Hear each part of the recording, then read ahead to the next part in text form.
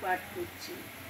নমশ্রী জ্যোতিরাজায় বিবেকানন্দ সুরয়ে সচ্চিৎ সুখস্বরূপায় স্বামিনে তাপহারিণে।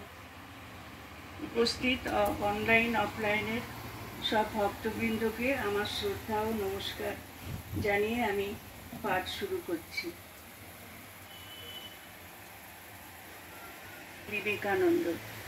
যদি এই পৃথিবীতে এমন কোনো দেশ থাকে যাকে পুণ্যভূমি নামে বিশেষিত করা যেতে পারে, যদি এমন কোনো স্থান থাকে যেখানে মানুষের ভেতর ক্ষমা, দয়া, পবিত্রতা, শান্ত ভাব প্রভৃতি সদ্গুণের বিকাশ সবচেয়ে অধিক পরিমাণে হয়েছে, যদি এমন কোনো দেশ থাকে যেখানে সর্বাপেক্ষা অধিক আধ্যাত্মিকতা ও অন্তর্দৃষ্টির বিকাশ হয়েছে, তবে নিশ্চিতভাবে বলতে পারি সে আমাদের মাতৃভূমি, এই ভারতবর্ষ।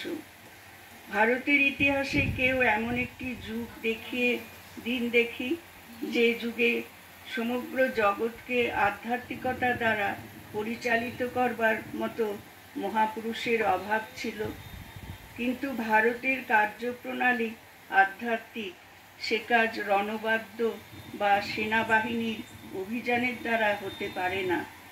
ভারতের প্রভাব চিরকাল পৃথিবীতে নিঃশব্দ শিশিরপাতের মতো সকলের অলক্ষ্যে সঞ্চারিত হয়েছে, অথচ পৃথিবীর সবচেয়ে সুন্দর ফুলগুলি ফুটিয়ে তুলেছে। আমাদের মাতৃভূমির প্রতি জগতের ঋণ অপরিসীম। খ্রিস্ট ধর্ম যখন কল্পনাতেও উদ্ভূত হয়নি, তার অন্তত 300 বছর আগে আমাদের ধর্ম সুপ্রতিষ্ঠিত। বিজ্ঞান সম্বন্ধেও একই কথা। প্রাচীন ভারতবর্ষের আরেকটি দান বৈজ্ঞানিক দৃষ্টিসম্পন্ন চিকিৎসকের দল।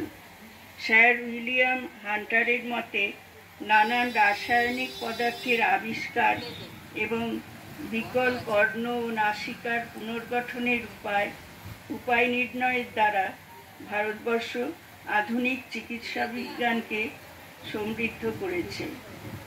অঙ্কশাস্ত্রে ভারতের কৃতিত্ব আরও বেশি। বীজগণিত, জ্যামিতি, জ্যোতির্বিদ্যা ও বর্তমান বিজ্ঞানের বিজয় গৌরব স্বরূপ মিশ্রগণিত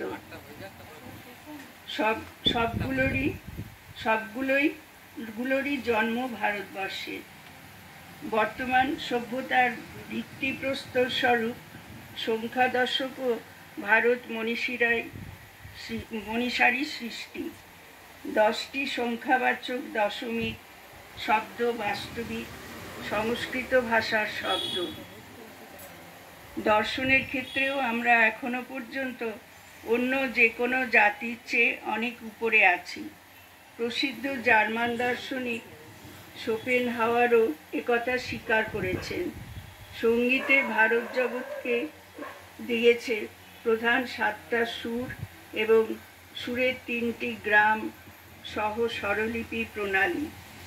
ভাষাবিজ্ঞানের ক্ষেত্রে এটা এখন সর্বসম্মত যে আমাদের সংস্কৃত ভাষা যাবতীয় ইউরোপীয় ভাষার ভিত্তি। আজ এতটাই থাক। নমস্কার।